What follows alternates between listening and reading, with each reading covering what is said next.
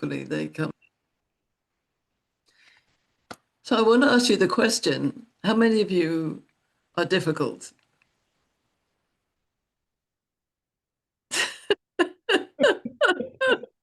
I can be. I It can can be. be. Hmm. Now, I have asked many audiences this, and when you ask an audience who's difficult, on the average audience of 100, you maybe get 5 people put their hand up. In America, you might get 10, but in England, you probably get 5. In Malaysia, you won't get any.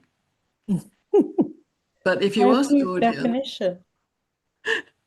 if you ask the audience, how many people know a difficult person? Guess what? Every single hand goes up. And I would say to people, well, so what's going on? You know, why do we not believe that we're difficult, but we believe we all know difficult people?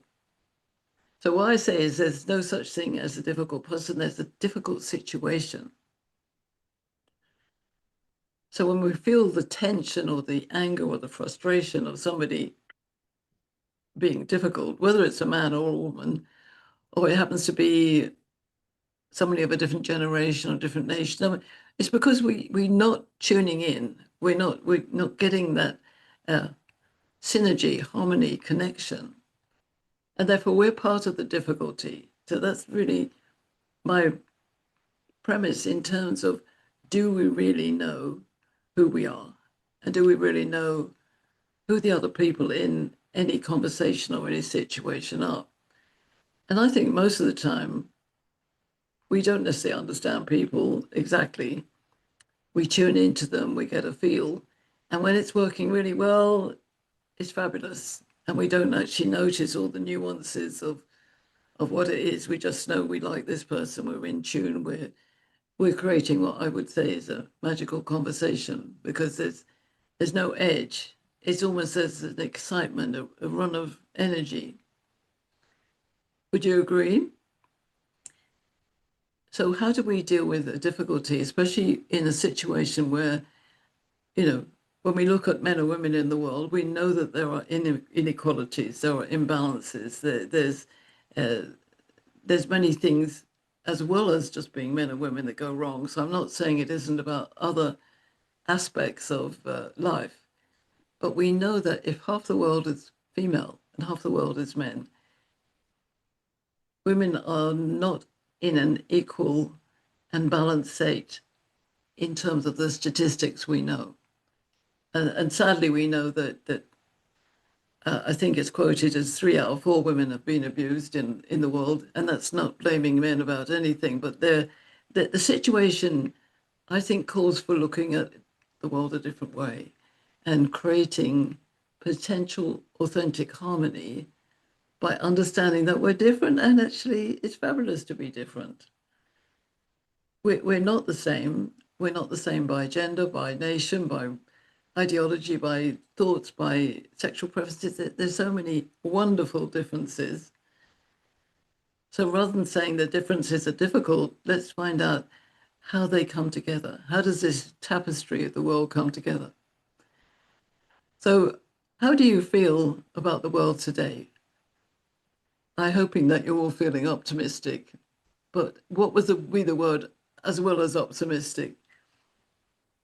Can you write it in the chat? You know, is it tense? Is it chaotic? What is it? What is the word for you? I often feel that that's unsteady. That's interesting. I often feel it's chaotic, and see if I can spell chaotic, being dyslexic. It's also it's uncertain, isn't it? And some people get it really right and some people don't. So we can't say that, you know, some people live in a world of trauma and some people glide through it. Oh, I like that one. I haven't heard that word for a long time, Susan. Did you see that? Discombobulated. That's a great word. That's That's a great word. exactly, it's spot on. As a gentleman on the call, Kwam, can you share with us what your word would be? Um, some time ago, I did many, many interviews with men about men. It was before COVID, and I had also done that a decade before. And I asked men about men in a world of women and men. And it was really interesting because men said, we're really straightforward. We're really yes, no people. We love women, but they're very complex and we don't know quite how to deal with them. And one of the outcomes was and I asked them, how would you invite a woman to manage a man? They said, um, for her to understand that we're not wanting to threaten, we're actually keen to relate, but we don't want to be smothered or mothered. And that's quite an interesting reflection on who we are as women. And that is, I think, where the conversation needs to change. So one of the thoughts is, can we women enable men to thrive in a world which is women-centric, as opposed to the traditional world, which has been designed by men to suit men best? Now, that might be a contentious statement, but is it our mutual responsibility to shift the whole groundwork, the landscape, and help it to be a landscape that oh, sorry, somebody was just trying to call me. Sorry about that. Um,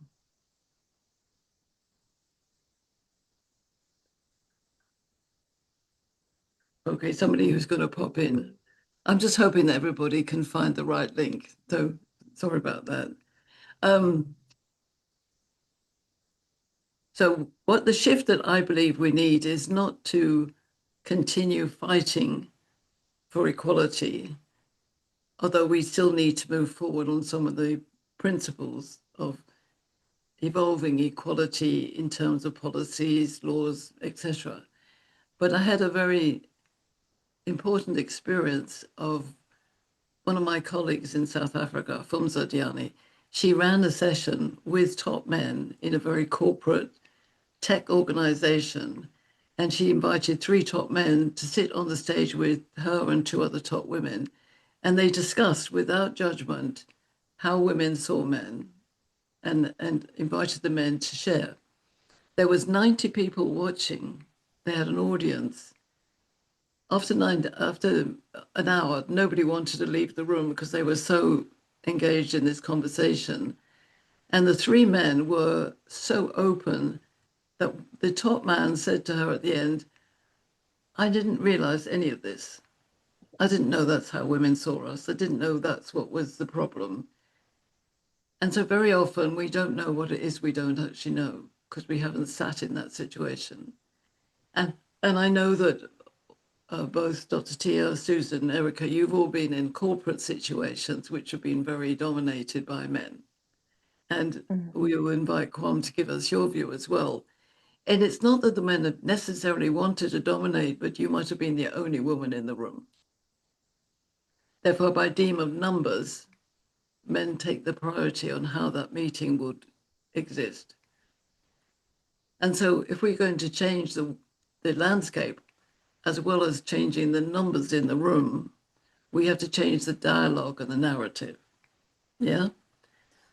And that's where we really need to get women engaged with other women across networks such as the G100, across networks like Women Business World in the UK, lots of WUSME, and lots of networks that I know where women are gathering and we're talking a lot, but are we getting action? So I would ask you here, are we getting the action that we actually need? And can we do it faster than trying to battle for equality? So, and somebody's just coming into the room, so let's welcome Mona. So one of the things I'm very passionate about, and you probably all know this, is understanding each other and understanding that men are different to women. Welcome, Mona. Hi, Welcome, Mona. Mona. Mona's come in from Florida, I believe. Yes. Okay, so thank you. Welcome. I've just been talking about how we shift the landscape so that we, as women, we invite men to thrive in our landscape without them, A, becoming women, or B, women becoming men. Although there might be different types of men and women in that scenario, which I want to share. Okay. But it's very important. I just asked the others, Mona, what is the word that you feel about the world at the moment? When you look out there in the world, just generally, we've got unsteady, disconnected, discombobulated, uncertain. What is your word that comes to My, mind? yes, my word would be possibilities. Possibilities? Absolutely. I mean, I see that, and in my world, I seek that we need to look at opportunities rather than problem solving. So I want to suggest that as it's part of what I believe in entrepreneurship education, that if we seek opportunities, seeking, we will eventually solve problems. But if we start by solving a problem, we sometimes miss the opportunity because it's all about the mindset of the words that we use to create. So if you think about it, for over 100 years, women have been fighting for equality. Yeah. And even if you just think of the juxtaposition of the word fighting and equality, it doesn't feel right to me because women are the great nurturers of the world. And we've been fighting for something where we will be able to nurture everybody in equality stakes. So I'm not denying the battle that we had to get the vote. Excellent, wonderful, we had to do that. But now we're at a stage where we can actually hone a very, very different narrative. And before I show you some slides and some ideas I want to share, I just want to say when I was a kid, a long time before internet and technology, I spent a lot of time in conversations. My family were very British, as you know, and we spent a lot of time having tea parties. And in tea parties, you would have lots and lots of conversations between various members of the family. And there was always one uncle who slowed down the conversation because he was very opinionated. Mm. And as soon as he opened his mouth, the whole room would sigh. Oh, because he would pontificate.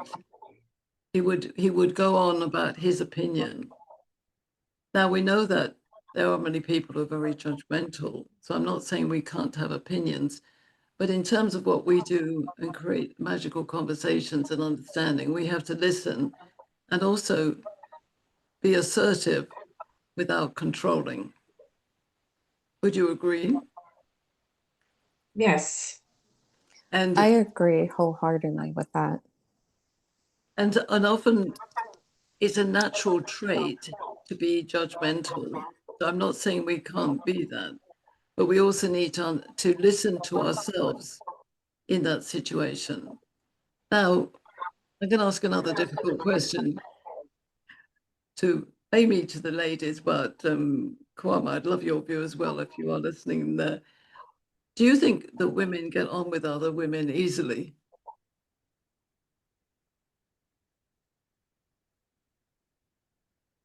Is Or it a question for women? yeah, I mean, I was told by a beautiful woman, the woman king in South Africa, I was asking her this question, why we didn't have equality. And she said very simply, because women don't understand each other. Exactly. I agree with you. There is so much talk about women for women, women empowering women, but that's from the surface, and that's what we wish. That's an ideal world. But when you get to work into that world, then it becomes chaotic because egos, personality profiles, mismatch, Yeah, ambitions, different pursuits are different. And there's so much going on inside the world of a woman. So you got to entangle so many things, so many items got to be entangled or issues for us to understand that we're here to collaborate There's so much out there for everybody, and there's enough for everybody. So let's see how we can create solutions instead of looking at, and here's what I found, Dr. Pauline. We have a very narrow vision of what it is that is in front of us. If we open our minds, lenses, long projection, long road, then everything that's happening right at the moment, whether there is a disagreement, whereas there is envy, whereas there's any of these feelings, it becomes minuscule.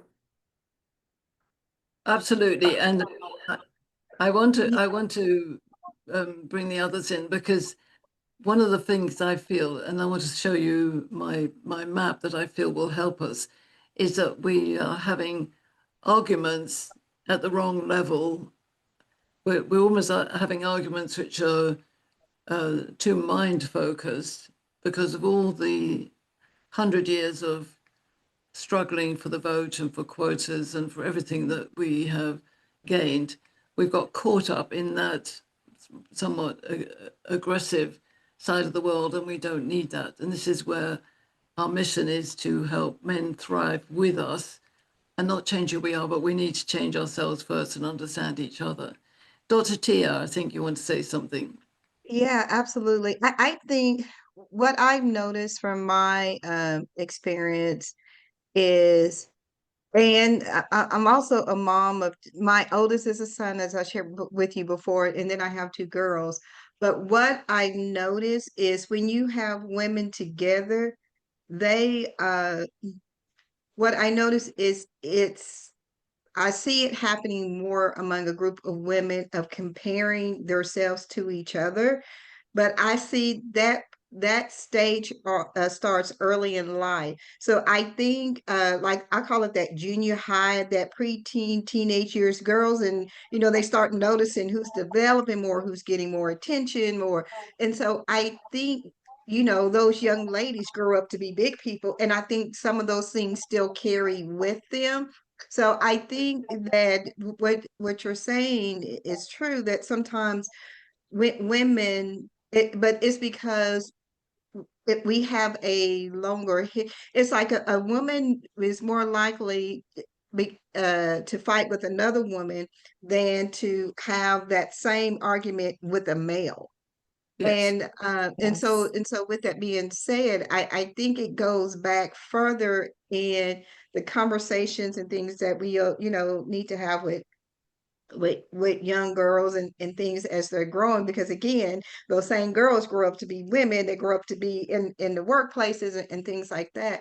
But I noticed that, I mean, sometimes because I even found myself, like, I'd rather walk in and deal with a staff full of men than women, because women are so busy measuring up, who's the super mom, who's going to this and who's going to that. So we unfairly, I think, a lot judge ourselves and judge other women and things like that. But I think that whole piece starts so much earlier in the life, that by the time they get to the workforce or get where to solve problems, that they just revert to what they know, other than the possibilities of what could be and how we can work more harmonious with each other.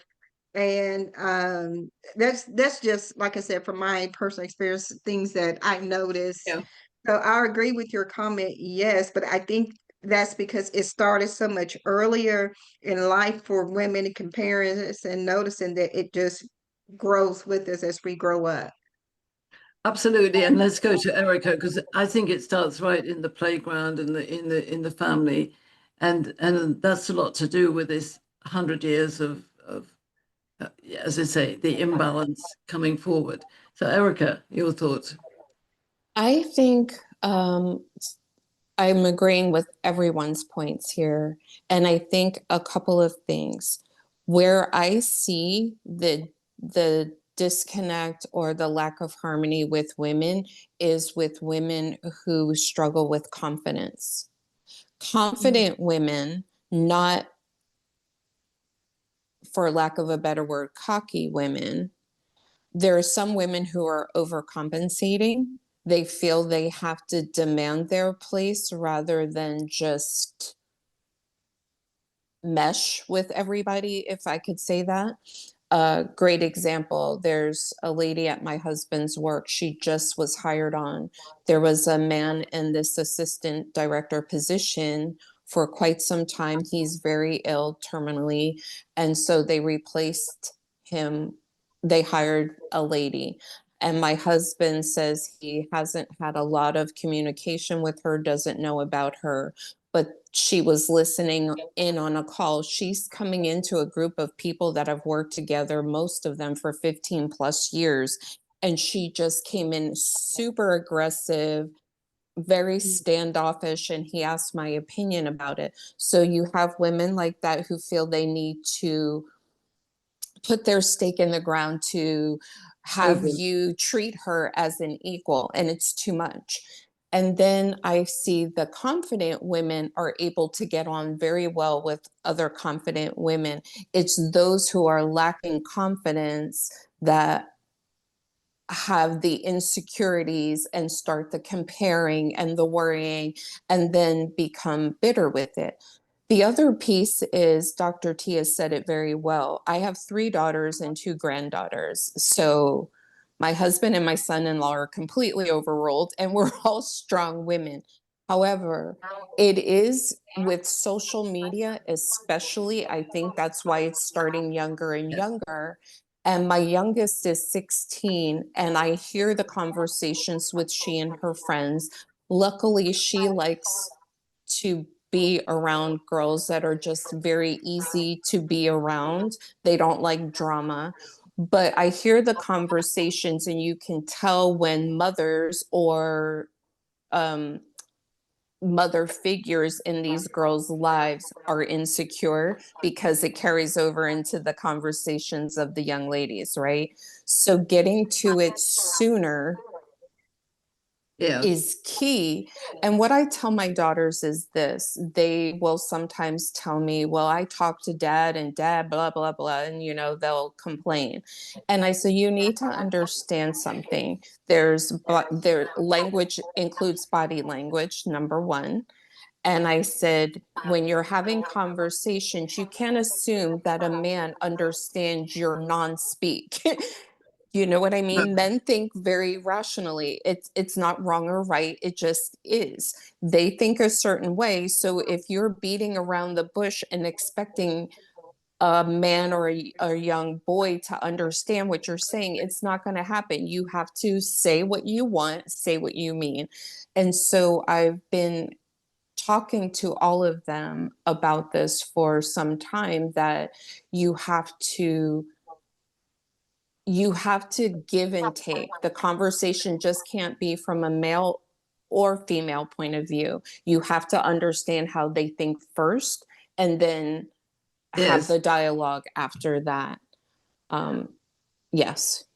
Absolutely. And uh, I'll come to you in a minute, Susan. Well, I just had a conversation. I shared this with Dr. T yesterday, but I had a conversation with a very wise gentleman yesterday who's a wonderful personal, professional mentor developer.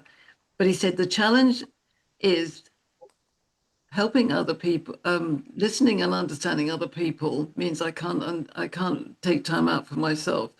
It's like he was saying either or. And it struck me that was a very male thing because women think about everything all the time, always. And that for me is what we do differently to men. So what you're saying, Erica, is that we got to understand the nuances between women, but also the nuances between men and women. And in a moment, I'd like to share my map so we can just have some grounding there.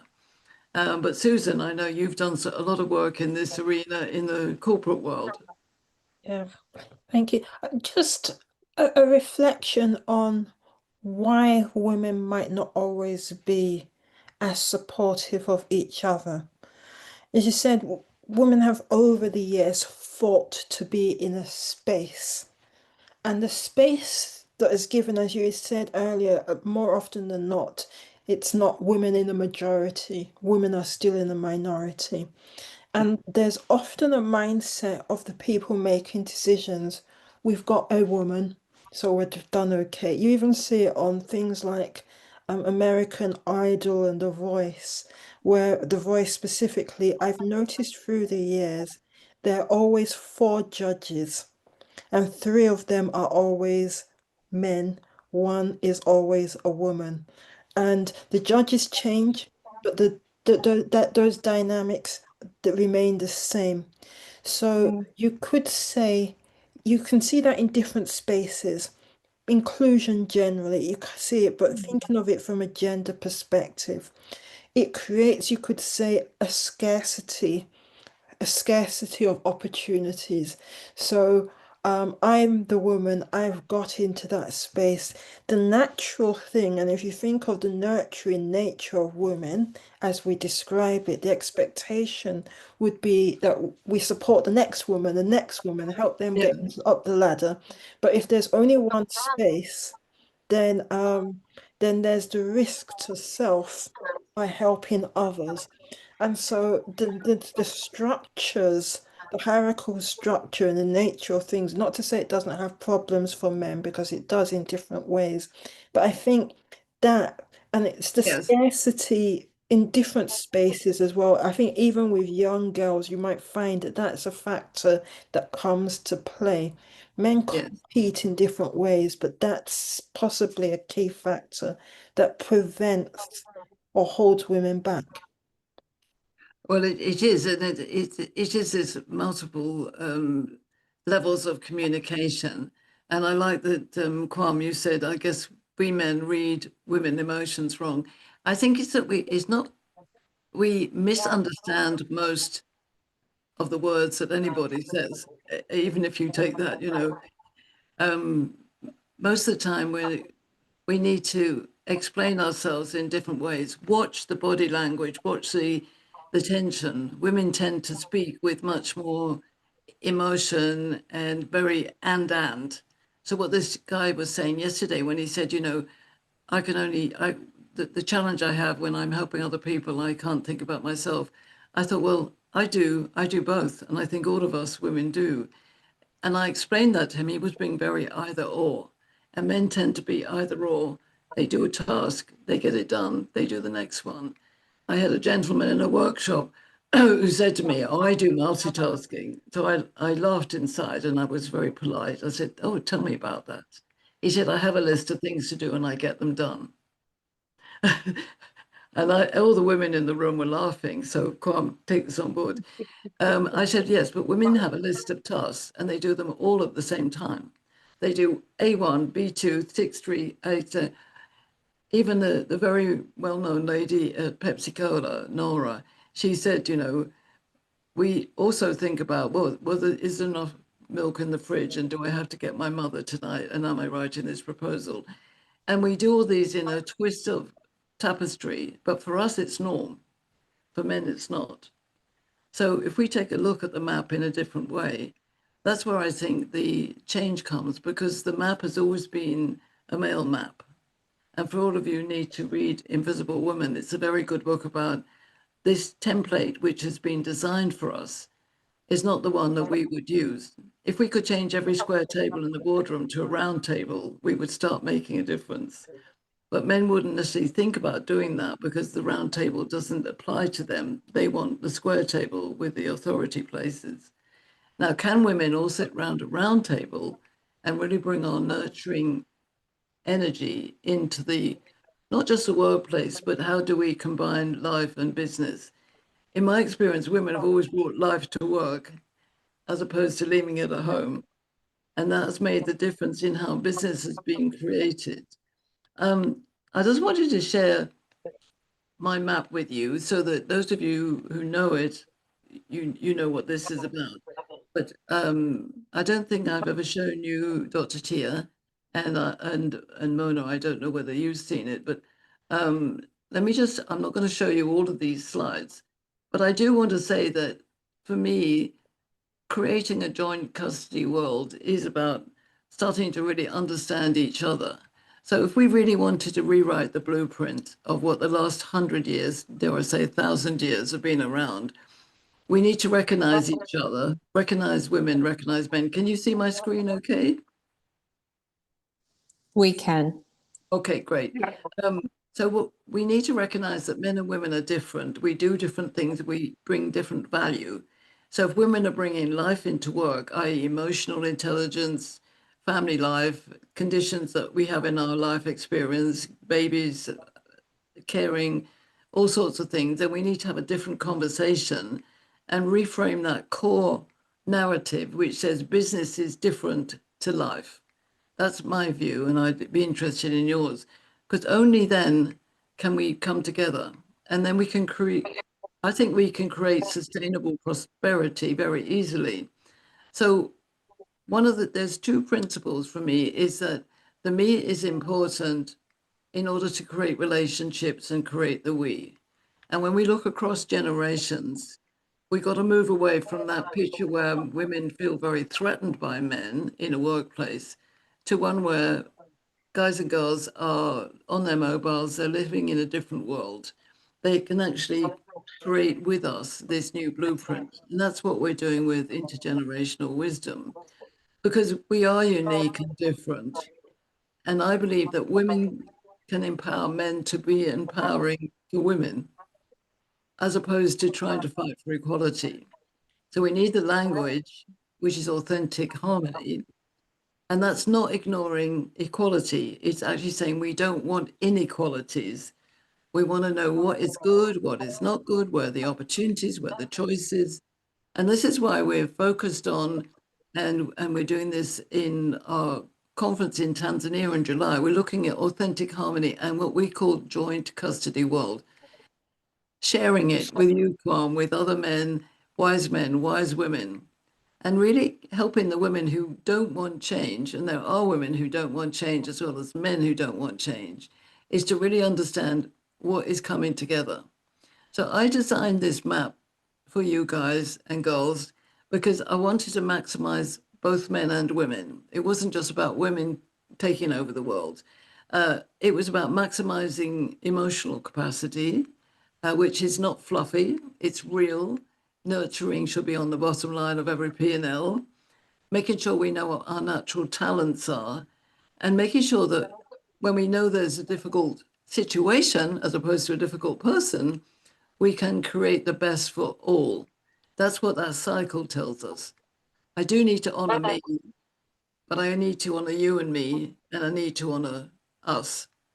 So here's the map, and I'm going to do this just once. Simple. The world has been designed in two halves, and one half was designed by men, and it's very straightforward. It's very linear. It's very boxed. It's about profit, business, economy. I go to work, I make the money, I bring it home, and the family benefits. That was a year, going back 100 years, the natural order of the world was male, and it continued to build systems and policies that kept us at the top of the agenda. And of course, women are not like that. Women are very circular.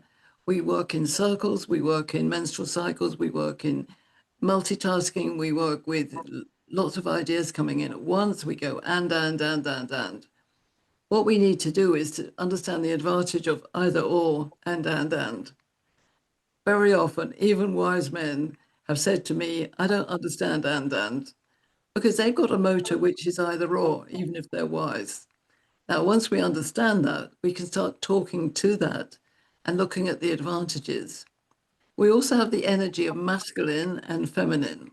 So if I look at the masculine energy in men, you've got a masculine-minded male. He's very dominant in terms of being decision maker, bullet point. And the masculine-minded woman is a little bit like him, but she's on a very circular base. So she actually doesn't do exactly like the ruler, but she can sometimes look like the ruler to other women. Because when we look at the feminine energy, we find that in men and women. And this is nothing to do with sexual variations. It's just to do with our biology and our energy. There's a physicality to this as well, which I go into in my certification program, but our bodies are indicating who we are. So let's have a look at the feminine-minded woman is what I call the sovereign. And the magician is like me. I'm very much in my head, looking for lots of ideas. The sovereign has lots of ideas, but she pins them down in her castle, and she's got a very much grounded energy. And so has the philosopher. He is our Nelson Mandela. He's our gentle-minded why man. These characters can cross over, but they don't cross over away from their biology. So, for instance, the ruler can be very wise, or it can be very bullish. The philosopher can be very philosophical and on occasion rule, but sometimes he can disappear into his observations. The magician can be sometimes too overbossy because she's got so many ideas she wants to explode them on the table. And the sovereign on occasion can be very controlling because she wants her castle neat. I'm talking in very, very brief terms, but if you even look at the energy of conversation, this is what I'm looking at is how do we create a table, a round table where everybody comes together so we can talk about the most difficult subjects? Because if we talked, many of you have mentioned collaboration, for instance, it's great. We need to collaborate. Wonderful. Do we know who's at the table? And what do the ruler and the philosopher, the magician and sovereign believe collaboration is? Because if we're talking about collaboration without knowing our perspective, we might get it wrong. The ruler might say, I like collaboration. It means everybody does what I say. The magician might say, I love collaboration because I've got so many ideas. They got to follow me. The sovereign might say, I love collaboration because I want to put everything in the right place and have everybody sit at my table. And the philosopher might be under the table saying, why is everybody here and arguing? I'm just joking there. But the goal is that if we look at these characters, and I just got these images out of an AI application, in fact, notice they're just images around directness and indirectness, about how we see the world. And there's a lot more detail under this. But what I want you to focus on is how do we get to that central point of getting everybody around the table loving each other? I've got a map here which has got all the detail on, and I will send this to you. And those of you who know my work already, it's not about staying only in one corner, but it's knowing where you start and how you relate to other people. So if you've got a difficult situation, it may be that you're at odds across the map, or where women, if we just focus on women, often the sovereign and the magician in an aggressive situation get into the wrong conversation. That's kind of my gut feeling. And there's one other slide I'm going to show you, because this I have started drawing things, and I want you to imagine this conversation with these four energies coming into the room. And the goal is that we're sitting into this energy of empathy, compassion, and kindness, and we're going to create a world which looks different. And I've started drawing these into images. And what was fascinating to me when I looked at the image I created, I put the ruler and the philosopher on the outside, but the sovereign and the magician are inside. The sovereign and the magician, women, have the power to really understand who's in charge, means we are in charge of ourselves. And the way we talk with other people will enable us to have a conversation about the new world we want to create, almost with before we get all the men on board. And that's why, for instance, in the G100, we have wise men who come into the room with us. And at the conference in Tanzania, we're going to have wise men in the room with the women's panel as well. My personal belief is you don't want all the angry naysayers in there, because they may destroy the energy of something that needs to be evolved a lot further by women in order to create the landscape that men will really love. In my experience, the wise men, when they see it, they go, yes, I'm in there. They're still going to be yes, no people. They're going to be rulers and magicians and philosophers, but they will want to be with our landscape because we have created it not in a fluffy way and not in a hard way. We will create it with the energy of co-creation. Does that make sense to all of you? And It does.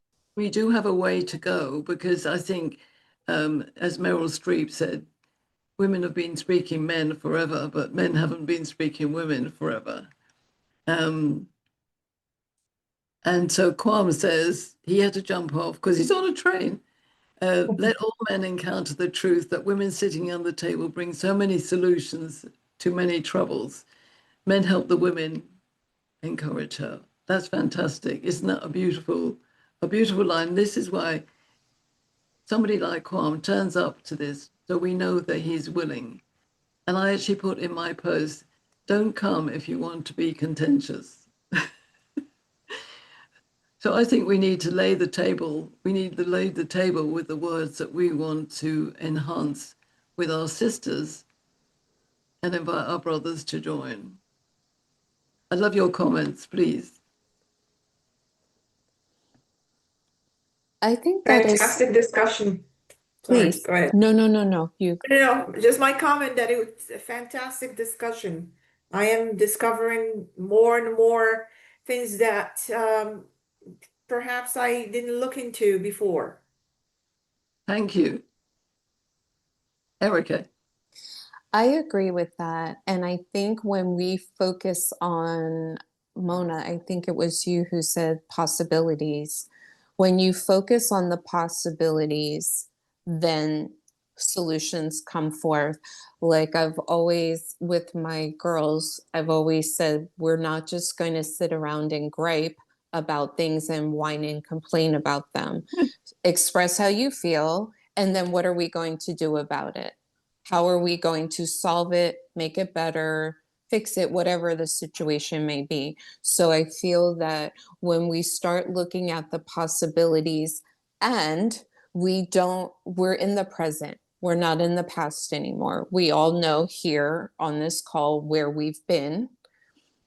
We know there's work to do. However, if we're in the present and today, with ourselves, with each other, with the younger generation, start adopting a mindset of, I am going to try to understand where you're coming from, how you think, and your point of view.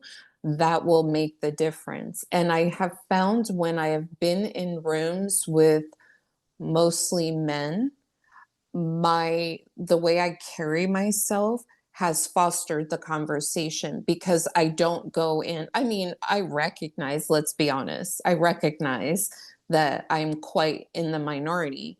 However, I don't look at that as a crippling thing. I look at it as, I'm going to be me, I'm going to share my ideas, and we're going to move forward. And I think when you don't prejudge and you don't come in like, I'm here for women's rights, like, so overtly, then I believe men are a bit more willing to listen. And we do have to recognize that they have feelings too. They have insecurities too. They're just raised not to show it. But I guess I, that's, I agree, and I laugh. I've said so often to audiences, especially all women audiences, do you believe that men don't have emotions? And they go, yes. I said, well, they do have emotions, otherwise they'd be dead. It's like, it's true. let's be straightforward, It's like, also the other thing is, there is a physicality to this. And I would say, whose body did you bring into the room today? So if you're a woman and you're working in a very male environment, you're the only woman, and you decide to walk in there with, in a business setting, in an outfit that is very sexual, personally, I think that is really challenging in the wrong way. And I've seen that very often in situations. It's not about covering yourself up to the neck and not being yourself, but be sensible. We've spent a century fighting for our place. And I just don't believe we do need to. My friend, the Woman King, said to me, it's about competency, authentic competency and competence. And she says to me, I can do anything a man can do, I just do it in a woman way. I like that. I like that a lot. And And I it's think the other big message I have for you is that when you look at that range, just taking the female half of the map, because we're and we want the world to be understanding our and as well as their either or. The magician and the sovereign are brilliant partners. I have seen this over and over again. I think I was sharing that with you, Dots, too, yesterday, is that very often the best business relationships work when you have a magician and a sovereign together, if it's a female partnership. And to be honest, lesbian couples, there's always a magician and a sovereign. In gay men, there's always a ruler and a philosopher. The complement of masculine and feminine has got mixed up in this whole century of aggressive action and marching for equality. And we can all be strong and genuine and sensitive and tough. I think that's for me. And the men have a long way to understand us, and they may never understand us, and that's okay. Would you think? I think that's a Is it good okay point. to be not understood? It's okay. I mm, I agree to a large extent. I think it's important. I don't even know if it's so much important from male to female understanding as it is human to human understanding. What I mean is, like you, Dr. Pauline, I'm very much a magician. I'm I'm detailed in a very chaotic way. And I'm always thinking, and my husband is very linear and everything has to be right here. And so when I say I go out on a leap of faith and I can't paint this beautiful picture of how it's going to look for you, it makes him crazy. So, and then I feel frustrated because he's trying to squash me, I feel. So I think but that can happen between women and women, men and men. So I don't really think you're right. Men do not have the processing that women have, and vice versa. But I think if we do a better job of trying to understand styles and personalities a little bit more, which requires listening, not just hearing, then Yes, I think we can progress forward. And it's almost encouraging people to be more harmonious, as you shared, because yes, I think we've become insular, and it's how I think, and it's my feelings, and it's my thoughts and my idea. I think we've become way too insular, and we need to start thinking of how the collective can be so much more. yes. But one of the things I think, and I'm very conscious about words, I came to the Yes. conclusion for me is that we don't need to understand each other as long as we value each other. So and I use the word value because we have the word value, but also value means a dollar sign, pound sign.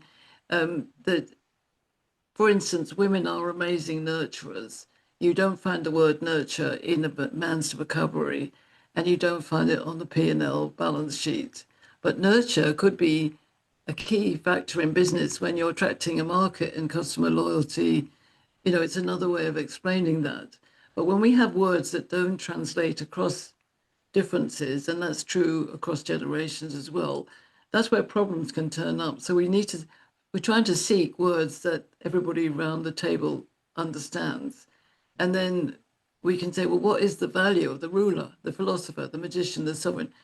You could actually apply that. I'm sure Susan would do that in the corporate world. We do need decision makers. We do need, people who deal with the detail. We do need the philosopher thinking about things. So the ruler and the philosopher work very well together in business. I would quote Steve Jobs and Steve Wozniak as a pair like that. That one is the go-getting bullet point man, and the other one is looking and going deep into the detail of what needs to be done.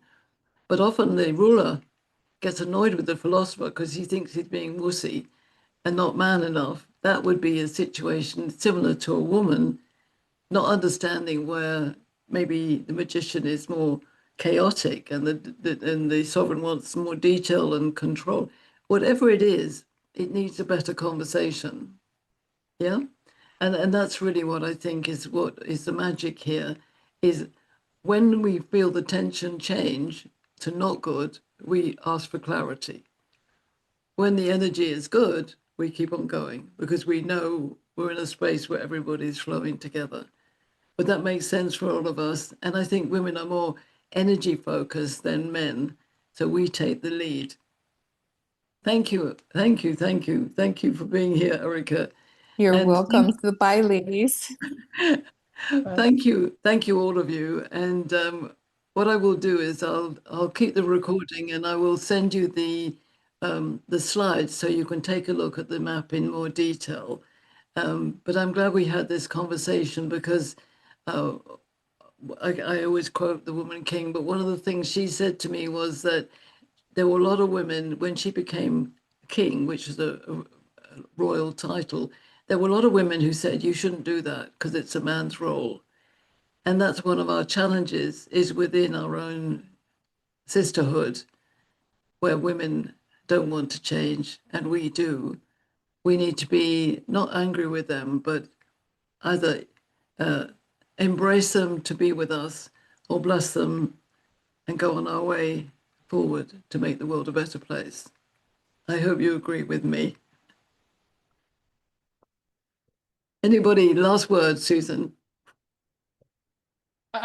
Just thinking to when you mentioned men understanding us, I think the reality is if you get close to a lot of men, they don't fully understand themselves. No. And that is a quest. And it aligns to the way things have been in the past, whereby men have been encouraged not to show emotion and be and really do that deep work, which is only now beginning to happen. And so but men, I guess to the best they can, they just get on with things. Hopefully, there's some harmony within that, and hopefully, it's as you said, valuing people. Yes, So bringing that back to valuing people, even if we don't fully understand who they are.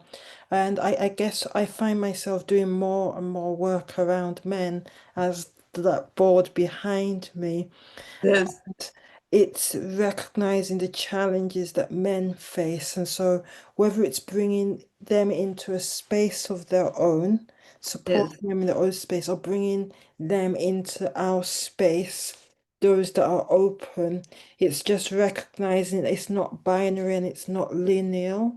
And as yes. we're looking to change, we have to think of how things change in for them in a way that is positive and constructive for them as well. Absolutely. And as I said, I don't believe that we need to totally understand each other. I think if we value each other and we see the advantages as we go forward with this new map, then as women, and that's why I'm keen to give women life credentials for what they do and raise the level of men saying, oh my God, all these women, they're all amazing. They've all got their PhD or entrepreneur, and they add to the GDP of this country. Fantastic. They don't necessarily have to understand what we want them to understand, as Yeah. long as we're valued. And as we know that when a man sees an idea and he likes it, even if it happened to come from us and he owns it, it will happen. So I'm quite happy with that in terms of having no ego about the future. If the future is harmony, which means there's no harm, and the future is prosperous because we're all working together with our own natural talents, then I reckon it's a win for everybody. And I'm really chilled out now about not having to be understood and just being who I am. And it's a great release. I was turned 76 last Friday, and I really just love that. I just love being in this space of chilling out about who I am. Thank you, Susan. It's a pleasure. Thank you, Pauline. Yeah, I like this conclude. I like the whole thing of harmony meaning no harm. I use harmony as well, as you probably know. Yes, And harmony, no harm. That is so yeah, powerful, and that really does lean into opportunities and possibilities. absolutely. And if we focus on that and opportunities, not problems, we're going to be fantastic. Yeah, Thank you, Susan. And it's a I will catch pleasure. up again you soon. I'll tell you more about the university and what we're doing with anthropology next time. Okay, thank you. Do take care. Okay, bye for now.